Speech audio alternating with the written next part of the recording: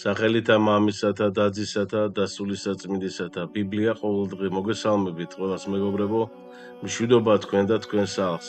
ყველიერის კვირიდან დაიწყო წმინდა ეფრემასურის ლოცვის კითხვა, ასე ვთქვათ, რომელიც დიდ მარხვის განმავლობაში დილისა და ძილის წინ ლოცვების შემდეგ იკითხება სამშაბათ საღამოს, ოთხშაბათს დილას, ხუთშაბათს საღამოს და პარასკევ დილას.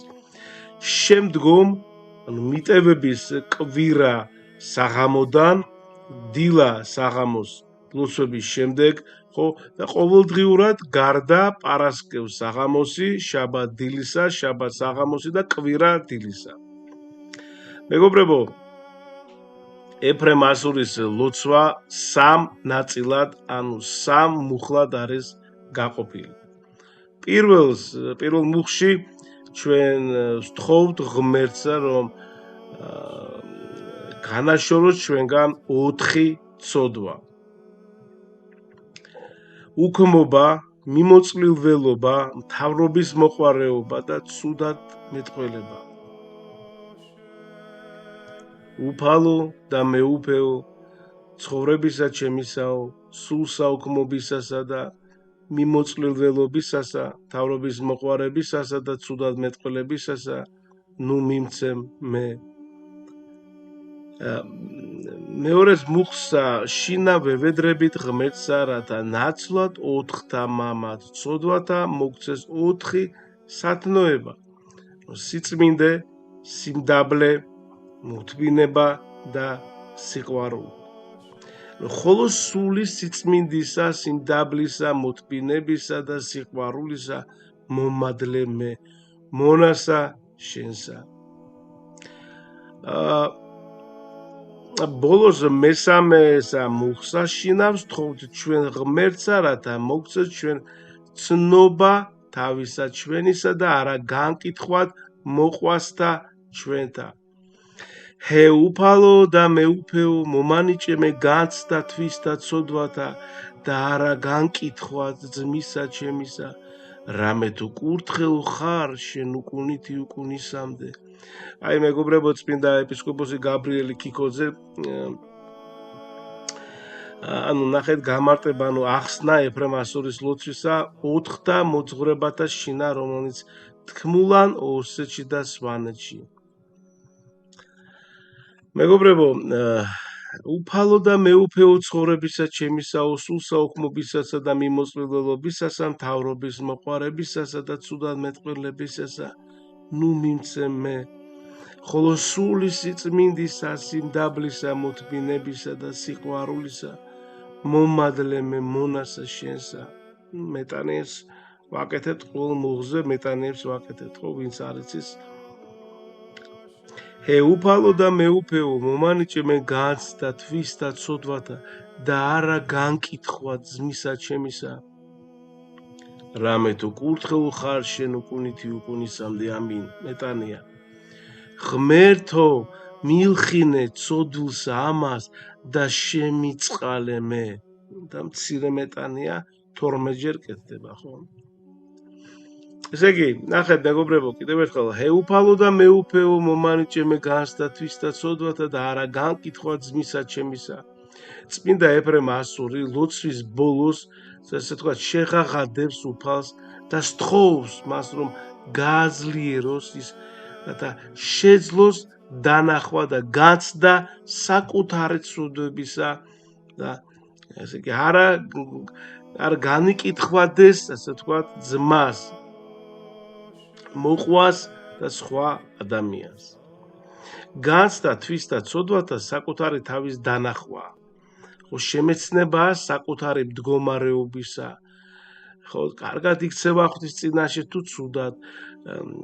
წმინდა მამა ითხოვს, ასე ვთქვათ, უნარს, რათა შეძლოს საკუთარი უკეთურების დანახვა, რაც ცოდვაში მყოფ ადამიანს ძალიან უჭირს, მეგობრებო. ჩვენ გვიჭირს საკუთარი ცოდვების დანახვა, ასე ვთქვათ, ჩვენი მდგომარეობის გაანალიზება. ჩვენი თავის აღქმა და შემეცნება ქრისტიანული ცხოვრების საფუძველია, მეგობრებო. თუ ადამიანი საკუთარ თავს ვერ აღიქვამს, ვერ იგებს, ვერ ხვდება, რაც ოდვა ჩაიდინა, თუ ვთქვათ, უკეთურება აქვს გულში, მაშინ ის როგორ გამოასწორებს საკუთარ თავს, რანაირად მოინანიებს და როგორ გახდება, ასე ვთქვათ, უკეთ უმჯობესი. ნუ ფიქრობს საყვარელო ძმაო, რომ ეს ადვილი გასაკეთებელია. ძალიან ბევრი უნდა იღვაწოს ადამიანმა საკუთარ თავზე, რომ შეძლოს თავისი მდგომარეობის დანახვა და აღქმა.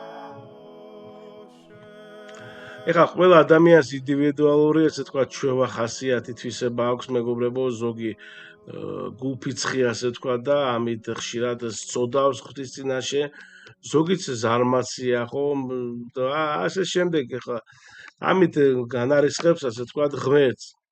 ზოგიც ამპარტავანია და ამის გამო მრავალწოდვას ჩადის. ხო, ერთი სიტყვით, ყველა მეგობრებო ადამიანს გარკვეული ცოდვის მიმართ აქვს მეტნაკლები მიდრეკილება.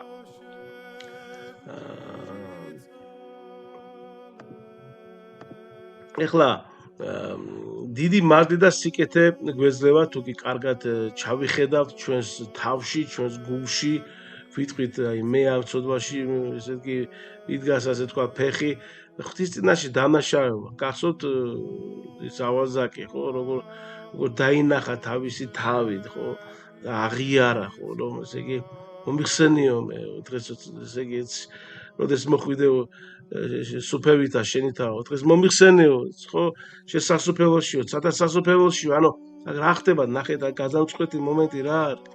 ნუ იმას აღარ ვსაუბრობ, რომ ის დაინახა, რა თქმა უნდა, თავის ცოდვები და რომ ცოდვილი არის, მაგრამ რომ მან მომიხსენიო, ესე იგი, მას არ ჰქონდა იმედი, რომ საერთოდ შევა ამ სადა სასუფეველში 64-ში, გესმით?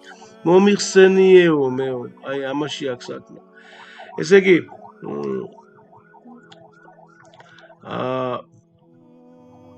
სინანული, მეგობრებო, ღვთის წინაშე დამნაშაობის, ანუ განცდა, გრძნობა, რაც მართლა არის რეალური, ხო? ჩვენ არ გვინდა ჩვენ თავში დანახვათ და ჩვენ სხვა ადამიანში ყველაფერს დავინახავთ, იქ თანამშრომელში, ან მეზობელში, ან რა ვიცი, მეგობარში. ხო და ანუ თუ კი ასე მოიქცევი სინანული აღიძვრება შენს გულ, ესე იგი, შენში აღიძვრება, ხო და გულით მოინანიებ ცოდვას. აუცილებლად გახდები ღვთისმიერი, ხოლო თუ კარგად ვერ შეიმეცნებ თავს და არ გექნება სინანული ვერც სულიერებაში წარემატები და ღვთის წინაშეც დაამძიმებ თავს. ვერც ადამიანებთან გექნება კარგი ურთიერთობა. მეგობრებო, თუ კი ადამიანი გულით ნანობს, მაშინ უფლის მოწყალება ძალიან დიდია. საკუთარ თავს რომ განიცდიდე და ესე ვთქვათ, სხვას კი არ განიკითხავდი. ამ ესე იგი ძალმუსილების მოცემას ითხოვს წმინდა მამა, ამიტომაც ბოლო მუხლის დასასრული არის მადლიერების გამოხატვა, ხო? როგორ არის, რამე თუ კურთხეულ ხარ, შენ უკუნითი უკუნისამდე, ამინ. რადგან ღვთის გარეშე ყოველივე ამის შესრულება შეუძლებელია. ეფრემ ასურის ლოცვა, მეგობრებო, მთავრდება მეზვერის ლოცვით. ღმერთო, მილხინე მე ცოდვილსა ამას და შემიწყალე. მეზვერე ტაძარში სულ უკან თავდახრილი იდგა და ამ სიტყვების გარდა არაფერს ამბობდა, ხო? იგი იმდენად განიცდიდა თავის ცოდვებს, იმდენად იყო დამძიმებული, რომ თავის ესე იგი აწევისას ვერ ბედავდა, ხო, ხონდ თავის აწევასაც ვერ ბედავდა, ხო, თავის და ხონდ უფლისგან პატიება მიიღო.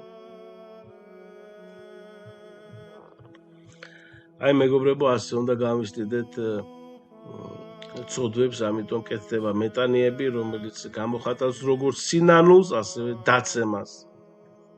თუ კი ასეთი განცდა გვექნება, ხო, ჩვენი ცოდვებისა, მაშინ ჩვენს გაგვამართლებს უფალი. როგორც მეზვერე გაამართლა და ჩვენს მივაღწევთ სულიერების იმ საფეხურს, რომელსაც წმინდა ეფრემ ასური მისწვდა, ამინ. მეგობრებო, მთელი მარხვის განმავლობაში წაიკითხეთ, რა თქმა უნდა, დილისა და საღამოს ლოცვების შემდეგ, ან მანამდე ეფრემასურის ლოცვები გააკეთეთ მეტანიები და მინდა აქვე გითხრათ, რომ აუცილებლად გამონახეთ, რომ ესმის ადამიანები მუშაობენ, ესე იგი სამსახური აქვს, ოჯახი, ასე შემდეგ, მაგრამ დაახლოებით 1 საათი გამონახეთ და უყურეთ აუცილებლად ბერი პაისის სერიალს. სერიალია ხო რეალურად ახლა რამდენიმე სერია და ამიტომ ქვია სერიალი, თორე ეს არის ნამდვილ ესე იგი ამბავზე აგებული ეს ფილმი თუ სერიალი. მოკლედ 2 სეზონი არის, ვინც არ იცის, თითო სეზონში თუ ავშტები 21 სერია არის და მოგაცავად ბოდიში და მოკლედ აუცილებლად უყურეთ მთელი მარხვის განმავლობაში აი ამ ფილმს და წაიკითხეთ ლოცვები, გაგაძლიეროთ ღმერთმა და დაგლოცოთ. მადლი უფლისა ჩვენისა იესო ქრისტესი და სიყვარული ღვთისა და მამისა და ზიარება სული საწმინდისა იყოს თქვენ ყოველთა თანა. ამინ. მადლობა.